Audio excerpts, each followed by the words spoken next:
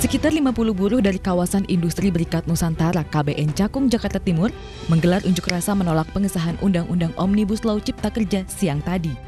Sementara di kawasan industri Pulau Gadung, Jakarta Timur, aliansi pekerja atau aliansi buruh yang tergabung dalam Gerakan Buruh Jakarta telah mempersiapkan alat peraga seperti bendera dan poster untuk berunjuk rasa.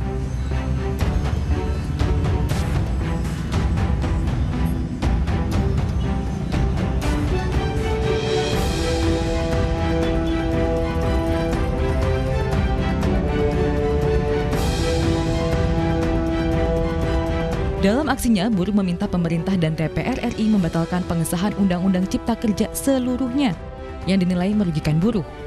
Rencananya, unjuk rasa akan terus digelar hingga 22 Oktober mendatang.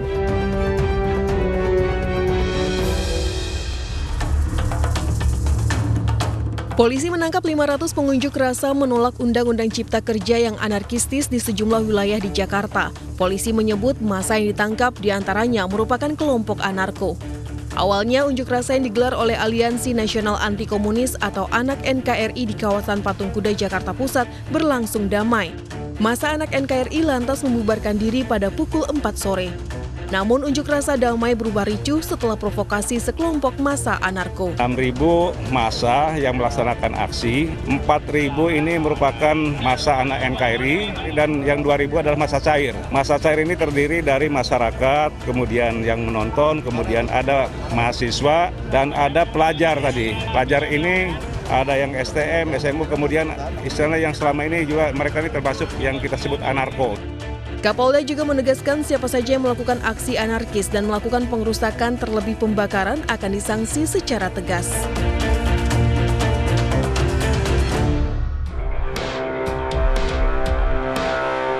Tiga orang pengurus koalisi Aksi Menyelamatkan Indonesia atau KAMI Kota Medan diamankan kepolisian atas dugaan keterlibatan aksi unjuk rasa tolak Undang-Undang Omnibus Law di Kota Medan yang berujung ricuh.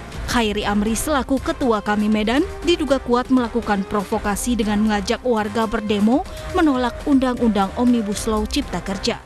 Polisi menduga kericuhan unjuk rasa di depan gedung DPRD Sumatera Utara disusupi kelompok tertentu agar terjadi kerusuhan. Sudah melakukan penindakan untuk orang-orang yang menyerukan ujaran kebencian, ajakan untuk melakukan anarki, ajakan untuk melakukan penjarahan. Kebetulan di dalam grup itu menamakan dirinya Grup Kami Medan. Hingga kini 8 orang anggota KAMI di 2 kota yakni Medan dan Jakarta diamankan kepolisian.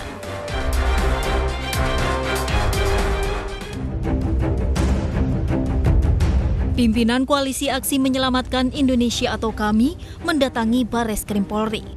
Tidak hanya Gatot Nurmantio, Din Samsudin, serta Ahmad Yani juga mendatangi Barreskrim Polri. Kedatangan para petinggi KAMI ini menyusul adanya penangkapan 8 petinggi KAMI serta anggota Koalisi Aksi Menyelamatkan Indonesia terkait demo menolak Omnibus Law Cipta Kerja. Kami datang dengan suara moral agar pemerintah, aparat pemerintah secara sejati menegakkan keadilan. Sebab keadilan akan dilawan oleh rakyat. Kami adalah gerakan moral ingin meluruskan kiblat bangsa dan negara yang menyimpang dan menyeleweng. Kami dapat mempertanggungjawabkan bukti-buktinya. Meski demikian, para petinggi KAMI yang mendatangi ke Barreskrim Polri tidak dapat menemui petinggi maupun anggota KAMI yang ditangkap polisi.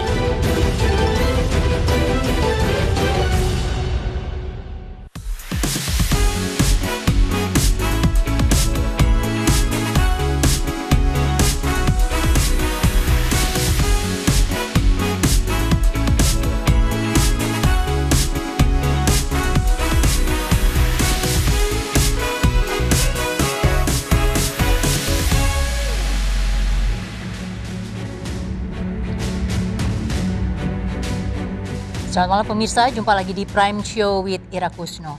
Aksi penolakan Undang-Undang Cipta Kerja sejak disahkan terus berlanjut, bahkan berujung anarkis. Sangat disayangkan memang, dalam negara demokrasi penyampaian aspirasi adalah hak konstitusi. Namun, aksi demo yang disertai tindakan anarkis juga melanggar hukum.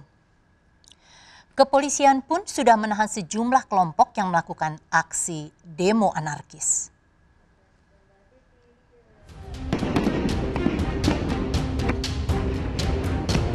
Unjuk rasa menolak Undang-Undang Omnibus Law Cipta Kerja berujung ricuh di sejumlah wilayah di Indonesia. Tindakan represif massa dan aparat keamanan pun tidak terhindarkan.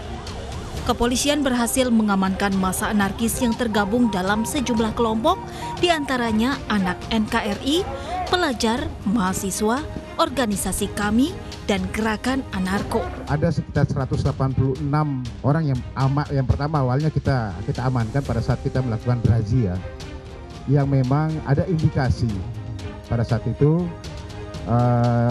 akan membuat satu kerusuhan. Keterangan awal memang ada perencanaan, contoh satu saja adanya kelompok-kelompok anak-anak anarko yang dari Bogor, ya, yang memang pada saat tanggal 13 yang lalu sudah memang mereka merapatkan untuk membuat satu keonaran.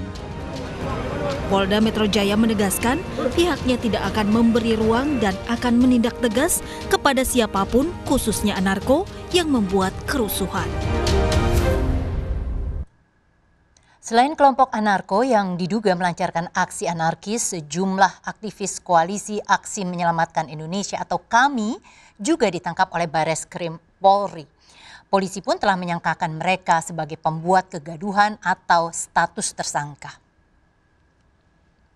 Jadi Medan ini akhirnya kita menemukan ada 2 laporan polisi, kemudian ada 4 tersangka yang kita lakukan penangkapan dan kita lakukan penahanan. Itu inisialnya yang pertama adalah KA, yang kedua adalah JG, ya, dan yang ketiga adalah NZ, dan kemudian ada WRP. Ini dari 4 tersangka ini, yang pertama adalah KH ini, dia perannya adalah sebagai admin WAG Medan Kami ini, ya ini. Ini kami menemukan di dalam suatu handphone, ya. Ini ada WAG group namanya Medan, saya ulangi, Kami Medan, ya. Kami Medan ini, udah nggak sini aja. Kami Medan ini, itu. Apa di sini? Yang pertama disampaikan di sini itu adalah pertama yang dimasukkan di WAG ini ada foto kantor DPR RI, ya. Foto kantor DPR RI dimasukkan di WAG itu, kemudian isinya apa tulisannya? Dijamin komplit, ya. Kantor sarang maling dan setan ada di situ tulisannya, ya, di sana. Itu ada di sini di WAG ini. Nanti di WAG ada gambarnya itu yang sudah kami jadikan barang bukti yang nanti kita ajukan ke penuntut umum. Ada gambarnya di sana, dan kemudian juga dari pengiriman dari tersangka KA ini, ya, itu juga ada tulisannya mengumpulkan saksi untuk melempari DPR dan melempari polisi. Itu ada. Ini batunya lah, ini barang buktinya itu. Kemudian juga ada tulisannya apa? Kalian jangan takut dan jangan mundur, ya. Itu, jangan mundur, jangan takut. Ada di WAG ini yang kita jadikan sebagai barang bukti, ya, di sana. Tulisan itu. Jadi ini yang tadi tersangka pertama yaitu KA, ya, yang dia sebagai admin Kami Medan. Saya tidak tahu, nanti akan kita perdalam kembali ini WAG-nya ini, ya. Masih banyak semuanya di sana, banyak membernya, masih didalami oleh Cybercrime, ya, yang dipimpin oleh Pak Oliandi ini nanti untuk mengevaluasi. Dan tadi saya sampaikan juga ada yang kedua yaitu tersangka JG tadi. Apa perannya dia JG ini, gitu ya. JG ini di dalam WAG Group tadi dia menyampaikan batu kena 1 orang, bom molotov bisa kebakar 10 orang, dan bensin bisa berjajaran dan sebagainya lah di sana. Kemudian ada juga menyampaikannya apa? Buat skenario seperti 98. Itu. Kemudian penjarahan toko Cina dan rumahnya. Kemudian preman diikutkan untuk menjara. Ada? Sudah kita jadikan barang bukti. Ini kata-katanya seperti itu, ya, bom molotofnya. Makanya kita mendapatkan bom molotofnya ini. Ya, bom molotofnya. Ya, ini bom molotofnya. Ada bom molotofnya sama pilok ini. Saya sampaikan nanti untuk buat tulisan pilok. Ada bom molotov itu. Dan bom molotofnya untuk apa itu? Untuk melempar. Apa yang dilempar? Tadi saya sampaikan fasilitas, ada mobil ini. Nah, kebakar ini, dilempar ini. Ya. Ini dilempar, ini gambarnya ini, dilempar. Sehingga bisa terbakar itu ya. Tadi udah kelihatan gitu semua. Nah. Kemudian yang tersangka 3 itu inisial NZ ya. Ini dia menyampaikan bahwa Medan cocoknya didaratin. Ya itu, yakin pemerintah sendiri bakal perang sendiri sama Cina itu sana. Ada. Dan pemirsa, untuk mengetahui perkembangan terkini dari Mabes Polri, sudah ada reporter iNews Lineke Unsiki. Lineke, silahkan. Ini kalau tadi yang ditayangkan adalah lebih keterangan ke para tersangka kami yang dari Medan. Kita tidak sajikan utuh begitu, tapi bisa diceritakan apakah tersangka kami yang dari Jakarta itu juga diceritakan apa saja barang atau bukti yang ditemukan. Silakan Lineke. Ira dan juga pemirsa, dari barang bukti tadi yang disampaikan kepada awak media, di dalamnya tidak hanya ada KTP, kemudian telepon genggam, bukti percakapan, tetapi juga ada baju dan juga spanduk. Tapi dari kesemua barang bukti itu, yang menjadi menarik perhatian kami adalah mengenai adanya sejumlah uang dengan besaran Rp500.000 yang disebutkan ini untuk mendanai oknum yang berada di lapangan untuk menyuplai logistik, baik itu bom molotov maupun batu, dengan menargetkan sasarannya yakni untuk merusak fasilitas ataupun prasarana umum, bahkan merusak gedung-gedung DPR hingga melukai petugas kepolisian.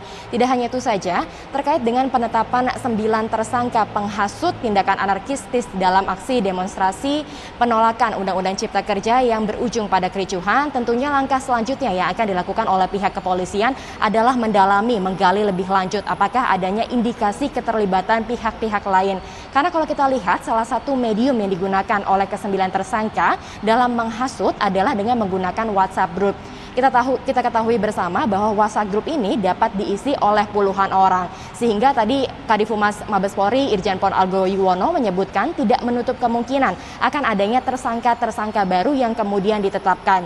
Kemudian juga tadi kami sempat menanyakan apakah ada keterkaitan antara kericuhan yang terjadi di Medan Sumatera Utara dengan yang terjadi di Jakarta. Kemudian apakah ke-9 tersangka penghasut ini berasal dari keanggotaan yang sama. Tadi disebutkan oleh Kadifumas Mabes Polri bahwa kedua hal ini yang ditanyakan ini juga menjadi materi kemudian yang didalami oleh tim penyidik saat ini. Sehingga tentunya kita masih menantikan bersama-sama terkait dengan keterkaitan antara satu dan lain halnya.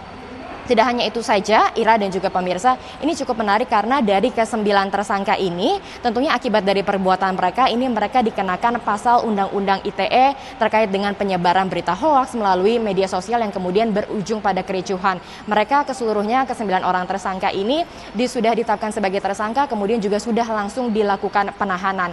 Terkait mengenai keanggotaan mereka, apakah mereka seluruhnya ini berasal dari Koalisi Aksi Menyelamatkan Indonesia. Tadi juga pada siang tadi, sudah tiba rombongan presidium dari kami yang menyebutkan ataupun mengakui bahwa dari 9 yang ditetapkan ini hanya 4 orang yang disebut sebagai anggota kami, sementara sisanya ini disebutkan sebagai jejaring, sehingga ini tentu menjadi perhatian kami karena baru 4 orang saja yang disebut sebagai anggota kami yang mendapatkan bantuan hukum, sementara sisanya dari yang disebut sebagai jejaring ini disebutkan oleh presidium kami tentunya akan diberikan bantuan hukum tetapi dalam konteks kemanusiaan, sehingga ini tentunya nanti kita akan sama-sama lihat bagaimana perkembangan kasus dari aksi demonstrasi yang berujung pada kericuhan ini.